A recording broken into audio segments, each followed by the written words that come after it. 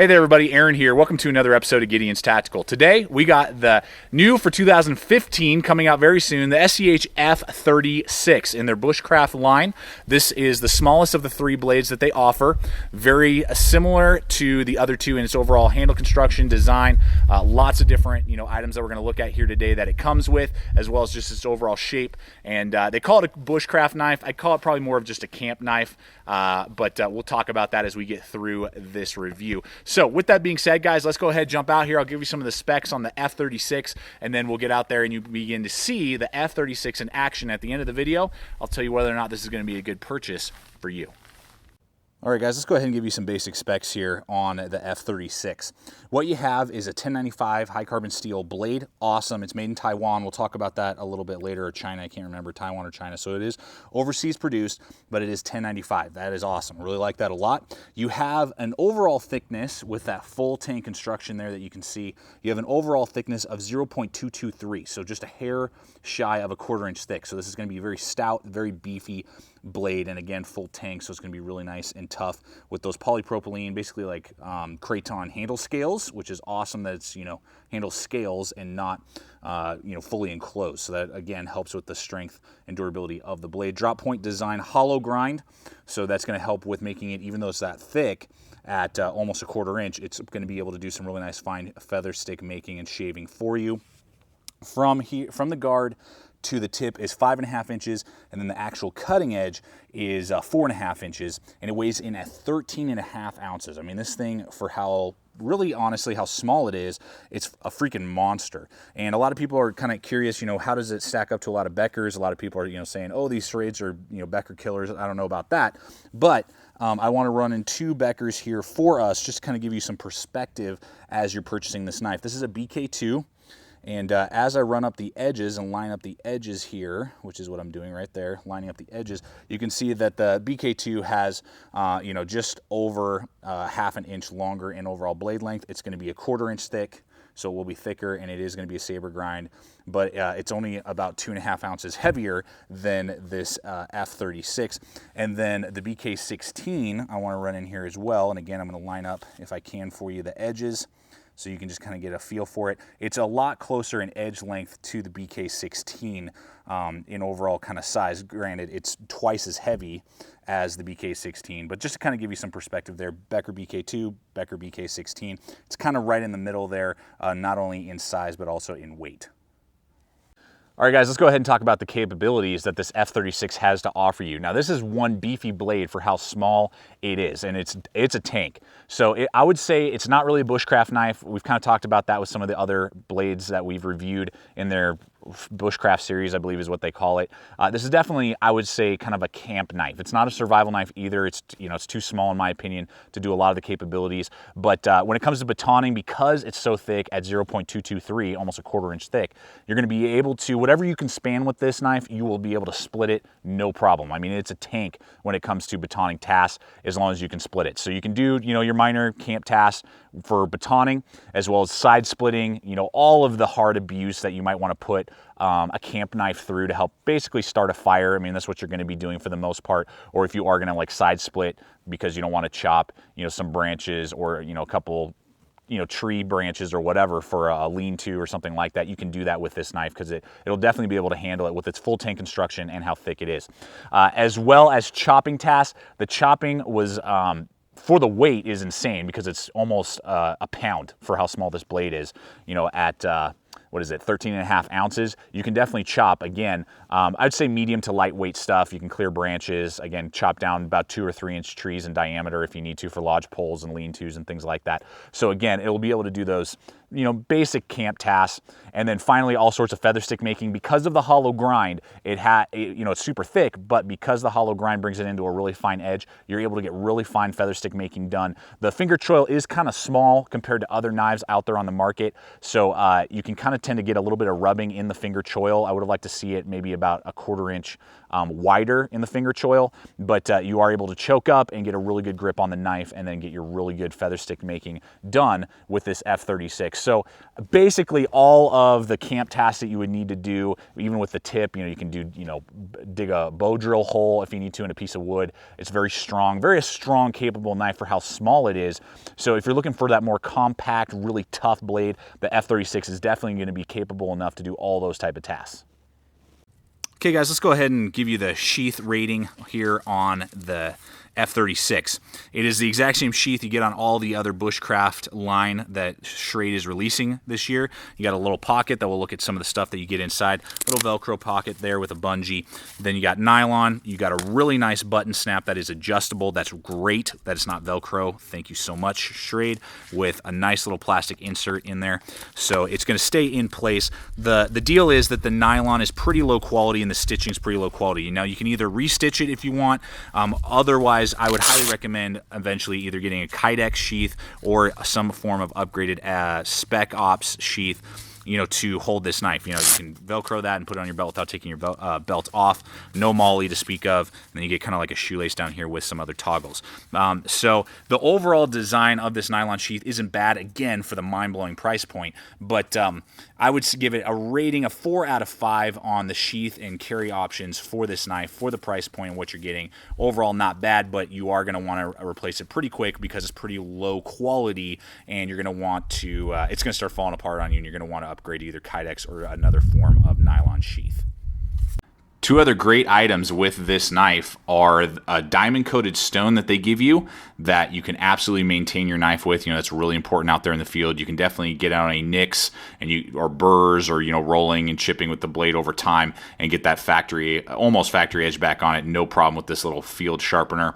Then they also give you a fire steel that you can use the 90-degree spine on this knife to throw sparks. It's a little harder to do than, say, just with the fire steel striker, but it throws huge amounts of sparks, and you can use, again, either the 90-degree spine or that fire steel that it comes with there, and you can absolutely get enough sparks for a good fire going very easily with this setup. All right, guys, how about value? I got to give you the value rating on this setup, and I don't know if you can guess yet, but the value rating is going to be 5 out of 5. I mean, it's mind-blowing. Right now, these are now available. I will have links in the description below. They are available on a few websites, and in early 2015, I know that they'll be available everywhere, but I have seen these for right around $30. Mind-blowing price point for an F36 and what you're getting. You're getting that 1095, you're getting a nice, thick, stout blade, you're getting the nylon sheath that, again, needs to be replaced, but is doable, and then you're getting that fire steel and the sharpener inside there. I mean, the value rating is a duh at $30. There's nothing even close on the market for that price point. You're gonna have to spend usually about $60 to even get close to what they offer with this Schrade SCHF36. So, value rating, 5 out of 5. All right, guys, I want to give you the ergonomic rating here on the knife. And if you saw our review on the F37, you're going to know what I'm going to give the rating on this knife. It has an ergonomic rating of 3 out of 5, which is not very good. And the reason for that is this whole lower half of this knife that has this kind of big bulgy hump right here, which doesn't help your hand out at all when you're holding it just in this natural grip. It goes right over your middle finger. It really doesn't need to be there. It would have been nice just to have that nice and flat. Then this jimping back here is horrendous and very, very painful, even with leather gloves on, to do any form of chopping. With normal just cutting, if you're holding it here, you don't really feel it, and particularly if you're choking up there with that finger choil, which is really nice, and you can get a really good, push cut and those type of things, no problem. But if you chop with this knife at all, and it definitely has the weight at 13.5 ounces to do some chopping, it is extremely painful, very, very painful. In fact, I'm going to cut real quick to that chopping footage that we just showed a moment ago, but I'm going to show you the audio as well with it, just so you can kind of hear the pain that I'm going through as I'm chopping with this knife.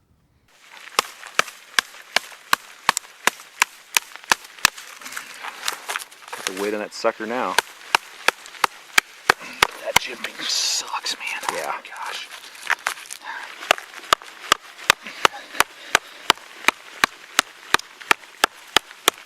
Oh my gosh, it's so painful. Oh my gosh, that told you. sucks. See what I told you?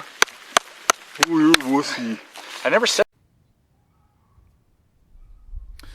So guys, there you have it. Not very comfortable at all. Other than that though, the top part is fine. You got this little row of jimping right here, obviously full tang, polypropylene handle scales, very similar to Kraton.